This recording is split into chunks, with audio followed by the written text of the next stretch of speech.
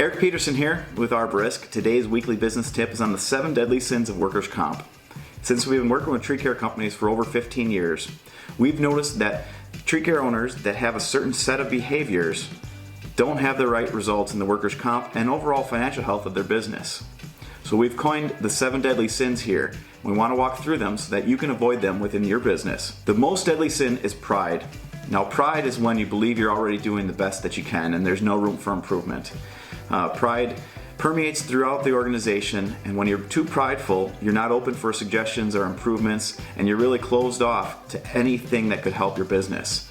So the most dangerous sin of all is being too prideful.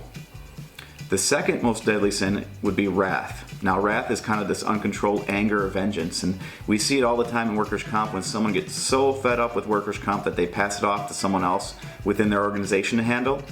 You as the owner have the most responsibility and really the most impact on your workers' comp and overall culture of your company. If you as the owner have passed it off to someone, it sets that example that's not important and shouldn't be looked upon with any validity within your organization. Don't pass it off. The third one is lust. Now, lust comes in when we want to get the lowest insurance quote possible, but we don't really understand why or how you can get the lowest possible rate.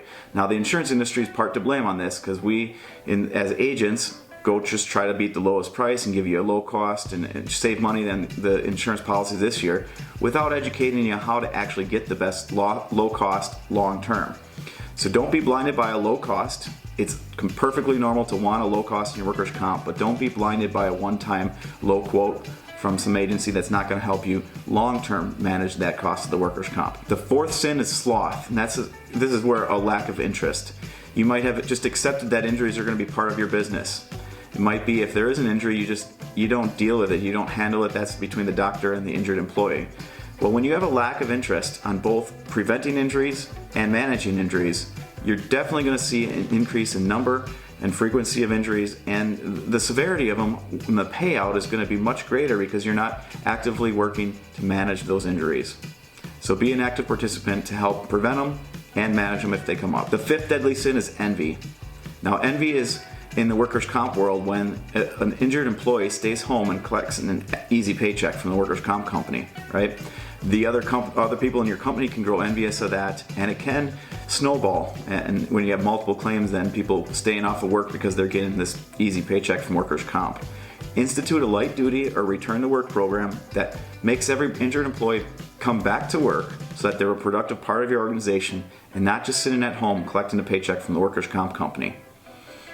The sixth deadly sin is gluttony, and it's kind of like envy, where gluttony comes in on the part of the doctors in the medical community.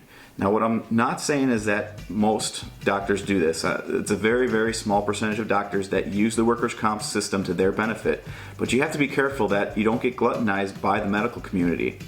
Workers' comp is set up to help take care of the injured employee and get them back to work as soon as possible. But if you have a doctor that you're not in communication with, and they don't understand that you have a light duty or return to work program in your company, you can see some medical bills get racked up over time very quick, and you get gluttonized by the doctors. The very last deadly sin is greed, and this comes when a business owner intentionally misclassifies his employees to get a lower rate on their workers' comp.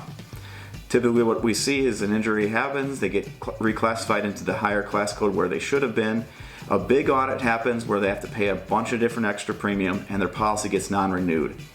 This is just a non-productive way to go about setting up your workers' comp, and it totally sets up this relationship of opposition within the insurance industry. So work with your insurance company and your agency before you start the policy on which class codes you can apply for, how they want you to track it, and be open and upfront from the very beginning so you don't lead to a big audit or misclassification mishap that creates this relationship tension and basically breakdown of your workers' comp. So those are the 7 deadly sins of workers' comp.